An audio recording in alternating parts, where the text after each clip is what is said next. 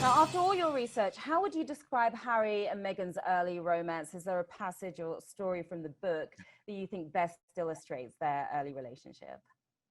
I think what I loved about retracing those steps of Harry and Meghan's courtship was firstly just how similar they were to each other. I think that despite the fact they're from very different worlds, their hearts are in very similar places. Their grand ambitions to bring change to the world are so similar, and as are their sort of approach to wanting a family, and they were really at just the right place in their lives. It was obviously a very serendipitous first date, and I think that the stars are definitely aligned for that. But my particular favorite moment was really revisiting that second visit to Botswana that they went on. And it was on that trip that we discovered that Harry made the promise to Meghan to make her his wife. And that happened months before the engagement itself. And so while we all thought that that famous roast chicken proposal happened in the winter in London, it did actually happen or begin its life in Botswana.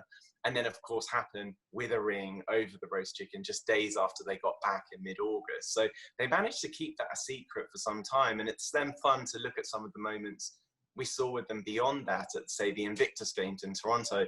When Meghan wore that husband shirt, she knew she was engaged to Harry. And I think she was playing us all. And I'm here for it.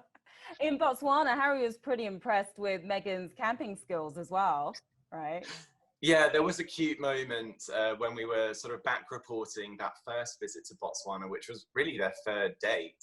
I think Harry was very impressed by Meghan's ability to rough it. She sort of had a backpack and just a few essentials in it and was quite happy to wipe her face with baby wipes in the morning. And I think for him to see that she wasn't sort of this Hollywood diva that potentially could have been the case, and in fact see a very down-to-earth woman, would have been very pleasantly surprising for him.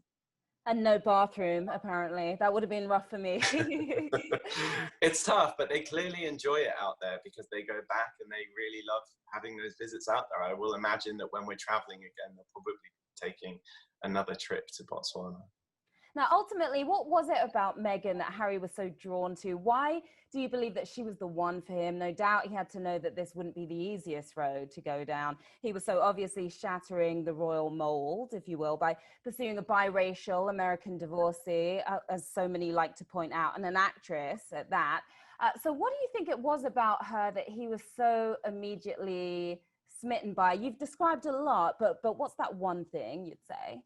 I think the fact that he was meeting this dynamic, accomplished woman who had already seen a lot of the world and experienced a lot of things, and that was something he was able to connect with, but she also sort of offered a window into the greater world as well. He, of course, grew up in a bubble and I think has always tried to get away from that.